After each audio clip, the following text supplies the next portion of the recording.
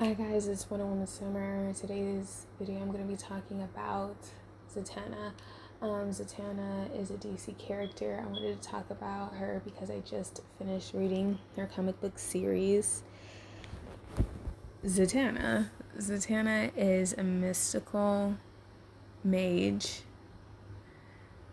that is part-time superhero, part-time magician, and I was just very interested. She's like one of my favorite characters, and I had to read her. This is the only, to my knowledge, this is the only comic book that is actually devoted to Zatana as of right now. When I got DC Universe, like their streaming platform where you can read comic books, watch TV shows and movie series and stuff like that, I had to read Zatana first because she's my favorite. And she's a little bit unappreciative. I mean not unappreciative, but underrated. Sorry. There's 16 issues in them. I really like how this series definitely talks about her. There isn't no like team up with her or Batman. There isn't no team up with her and John Constantine. You get to know about her history. Her father has passed. The only sibling that she has is a cousin named Zatara. Hopefully I'm pronouncing the last name right. She goes through a lot of things dealing with this character right here, which is Brother Knight. They clash in a couple of series. I don't know if this is actually an ongoing series. I would have to like check because it says 2010 continuously, but I just finished up the last issue, which was issue 16. Oh my god. And another thing, you see her deal with real life problems with issue 8 and issue 9 and issue 10. I don't know what it's called, but she has a phobia of marionettes. And she has always had this fear since she was a little child. In other issues, you see in issue 5, you have a longtime friend of the family that actually made a deal with one of the demons of hell to live longer. So he preserved his life by stealing others. Like he would marry people and then give their souls to the demon, or souls, best friends, family members, etc. He tried to win the affection of Zatana and tried to give one of the demons her soul in exchange for eternal youth. Other issues include, I think it was issue 15. Yeah, I think it was 15, where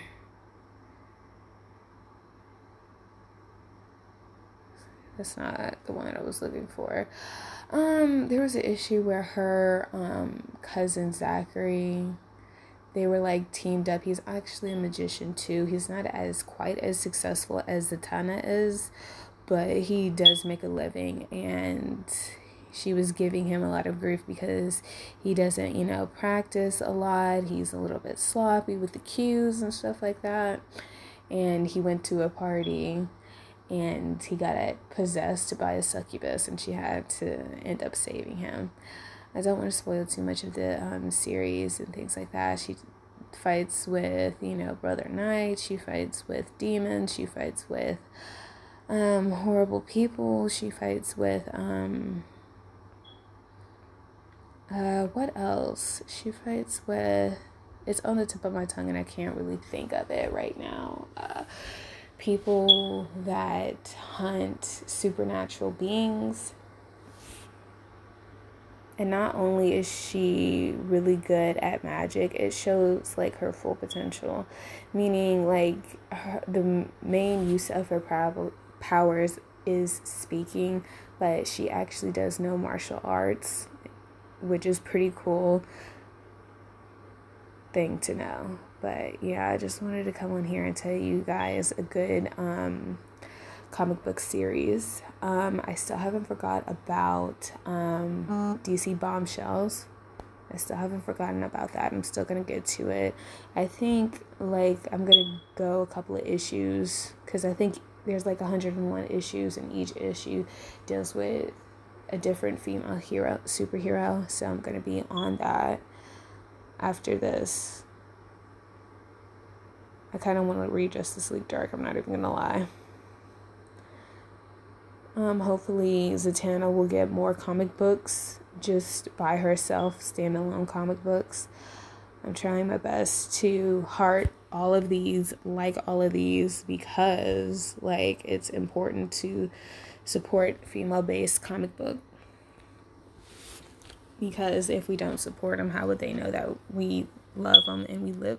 Oops, that's not the right thing I wanted to do. We love them and we live for them.